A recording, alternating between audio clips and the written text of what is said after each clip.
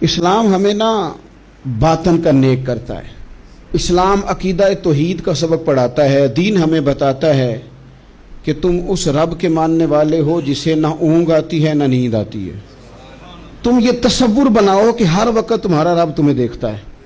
اب تو خیر طریقت کی جو خانقاہی نظام ہے اس کے اندر بھی پہلا سبق یہی پڑھایا جاتا ہے کہ تم نے جناب ادب ضرور کرنا ہے۔ وہ سارے باتیں بتاؤ جن کا پیر صاحب سے تعلق ہے، اور وہ بھی تو بتاؤ نا جن کا اللہ رسول سے تعلق، اس پر بھی تو کلام کرو نا۔ حضرت جنید بغدادی رحمۃ اللہ علیہ فرماتے ہیں میں حضرت سری سختی رحمۃ اللہ علیہ سے مرید ہونے گیا تو میری عمر بھی چھوٹی تھی، چونکہ وہ میرے ماموں تھے، رشتے میں ماموں بھی لگتے تھے۔ تو میں نے ان سے وظیفہ پوچھا، میں نے کہا حضرت کوئی وظیفہ؟ تو فرمانے لگے پتر تو چھوٹا ہے، تو ایک لفظ جملہ پکا۔ وہ جملہ کیا ہے؟ جملہ یہ ہے کہ اللہ میرے ساتھ ہے، اللہ مجھے دیکھ رہا ہے۔ اللہ میرے ساتھ ہے، اللہ مجھے، اللہ میرے ساتھ ہے، اللہ مجھے دیکھ رہا ہے، اللہ میرے ساتھ ہے، اللہ مجھے، یہ تو پکا لے بس۔ حضرت جنید فرماتے ہیں ذہن بن گیا، مزاج ہو گیا، مطلب ہر وقت خوف آتا تھا کہ اللہ تو دیکھ رہا ہے۔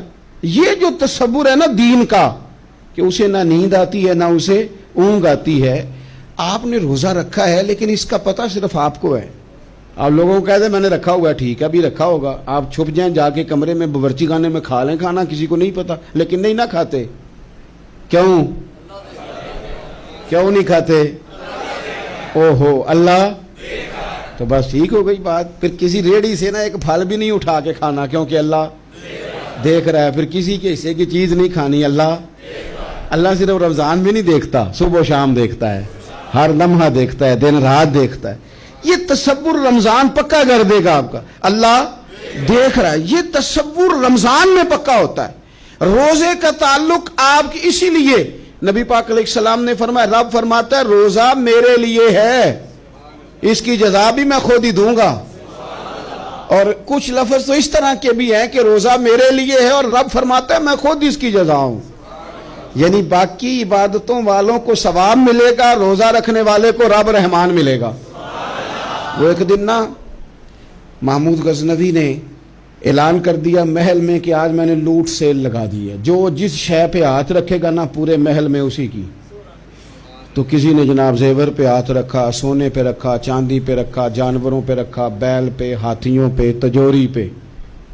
ایاز بڑے سیانے تھے، لوگ مال لوٹ رہے تھے تو ایاز نے پیچھے سے آ کے نا تو محمود کے کندھے پہ ہاتھ رکھا۔ محمود کہنے لگے تم نے نہیں اعلان سنا جو جس شے پہ ہاتھ رکھے گا اسی کی؟